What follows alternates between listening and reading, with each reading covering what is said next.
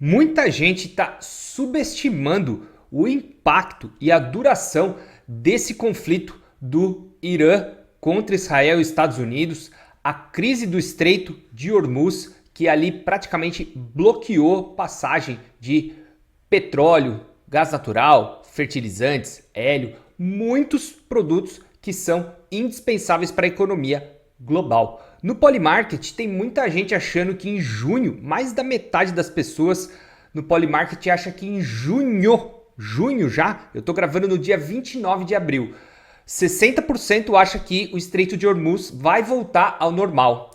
Mas será que o mercado não está muito otimista? Quem está falando isso não sou eu.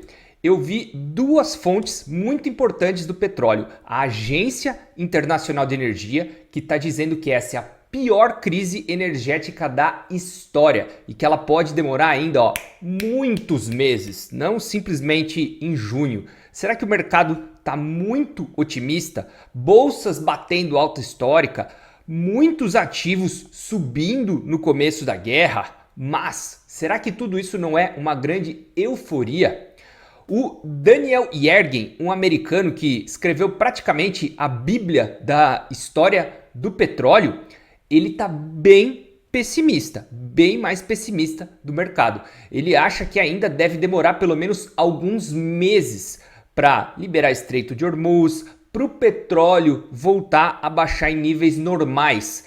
O que seriam níveis normais? 60, 70 dólares. Quando o petróleo fica acima de 100 dólares por muitos meses, 4, 6 meses, normalmente tem correções em bolsas, ativos financeiros, em alguns casos até recessão. Foi assim em 2008, foi assim em 1990, na Guerra do Golfo. E esse livro, voltando um pouquinho ao livro do Daniel Yergin, para quem quiser ler, o nome do livro é o seguinte: o livro se chama Petróleo, uma história mundial de conquista, poder e dinheiro. Essa é a versão portuguesa do livro do americano Daniel Yergin. E quando eu li esse livro eu fiquei um pouquinho mais pessimista, principalmente quanto à duração do conflito. Esse livro ele fala desde as origens, primeiros usos do petróleo, desde a Mesopotâmia, mas começa de verdade nos Estados Unidos, ali por volta de 1840 a 1850, quando começaram a surgir as primeiras empresas petrolíferas, primeiro com querosene para usar em lâmpadas e depois com gasolina. É interessante entender que lá no final do século XIX para o século XX foi a gasolina que ajudou, um dos grandes motores para o próprio crescimento dos Estados Unidos. Energia barata e junto com a indústria automotiva, crescimento em larga escala. Foi nessa época que o Rockefeller, John D. Rockefeller, criou e expandiu a Standard Oil, que ficou a maior empresa do mundo na época, ali no final do século XIX, começo do século XX. Depois veio Henry Ford, GM e todo o grande desenvolvimento dos Estados Unidos. O petróleo começou assim. Só que aí tem uma grande questão que é o que está impactando hoje, o uso associado ao uso militar. Começou, na verdade, segundo o Daniel Yergin, começou em 1911, quando a Marinha Britânica trocou o uso de carvão para petróleo. Lembra, né? Primeira Revolução Industrial, o pessoal usava carvão. A Marinha inglesa só trocou em 1911 e isso foi determinante porque ela tinha mais potência, melhor performance. O petróleo, né, gasolina, querosene, ele tem um rendimento muito melhor do que carvão. Isso é explicado no livro e na Primeira Guerra Mundial isso foi muito determinante. Na Segunda Guerra Mundial foi ainda mais. Uma das razões do ataque japonês a Pearl Harbor, que colocou os Estados Unidos na Segunda Guerra Mundial, foi justamente o petróleo. Os Estados Unidos estavam fazendo um embargo de petróleo na época, ali na região, no Sudeste Asiático, e isso estava impactando o Japão. O Japão atacou os Estados Unidos em Pearl Harbor. E daí não parou mais. Teve a crise de Suez lá na década de 50, que marcou o fim, praticamente o fim do chamado imperialismo britânico e francês, que foi quando o Egito retomou o controle do canal de Suez e ali passava praticamente muito petróleo do Oriente Médio. Na verdade, o petróleo do Oriente Médio ele já estava de olho pelos britânicos ali desde a época da Primeira Guerra Mundial, começo do século XX, e depois os Estados Unidos. Os países do Golfo eles se desenvolveram muito, muitos ficaram muito ricos. Muitos ficaram ricos, como Dubai, por exemplo, mesmo a Arábia Saudita, vários países do Golfo com petróleo. Também, olha só o que muita gente não sabe, a União Soviética, até hoje, a Rússia é muito forte na parte de petróleo e foi isso que ajudou a impulsionar a Rússia ali nos anos 50, 60 e 70. E justamente nos anos 80, quando o preço do petróleo caiu, isso contribuiu para a queda da própria União Soviética.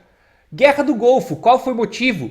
Petróleo. Guerra do Iraque, petróleo. E agora, o que todo mundo se fala? O Irã é um grande produtor de petróleo. O Trump até faz umas brincadeiras, que o pessoal não sabe se é bem brincadeira ou se tem um fundinho de verdade, que ele quer tomar o petróleo do Irã.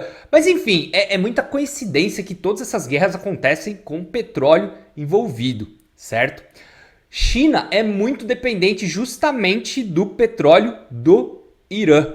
Então, tudo isso vem convergindo para a gente entender o quanto o petróleo é importante. E essas guerras, elas não são rápidas. Todas as tensões envolvendo petróleo, elas costumam ser muito longas. A guerra do Irã-Iraque durou 10 anos ali, praticamente todos os anos 80. A guerra do Golfo, que foi rápida, 2 anos.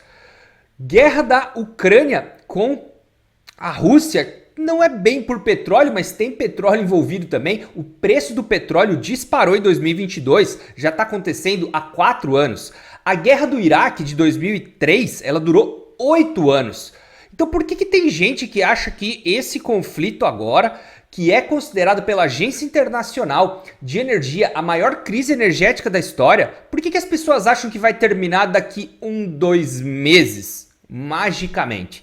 É por isso que tem muitos especialistas que acham que isso pode se prolongar. E quais os impactos para isso para o mundo e também para os mercados financeiros para quem investe? No pior cenário, isso pode levar à recessão. É só ver o choque do petróleo de 73, nos anos 80, tiveram recessões mundiais associadas a choques do petróleo. Se a gente olhar também o próprio preço do petróleo, acaba induzindo ou ajudando a causar recessões, como foi em 2008. Em 2008 não houve um choque do petróleo, mas o petróleo estava super alto na época da grande crise da quebra do Lehman Brothers. Em 2022, que nós tivemos muitas correções em praticamente todos os mercados, bolsas, Bitcoin, até o ouro caiu, petróleo. Você sabia que o petróleo em 2022 ficou praticamente o ano inteiro, ou melhor, ali de março até setembro, acima de $100? O petróleo nesse momento está acima de $100 já faz 2 meses. Se ficar mais 3, 4 meses assim, historicamente, isso é cenário para, no mínimo, correções nos ativos financeiros. E no pior dos cenários, até uma recessão mundial. Olha só, essa situação parece que não vai ser muito fácil de resolver.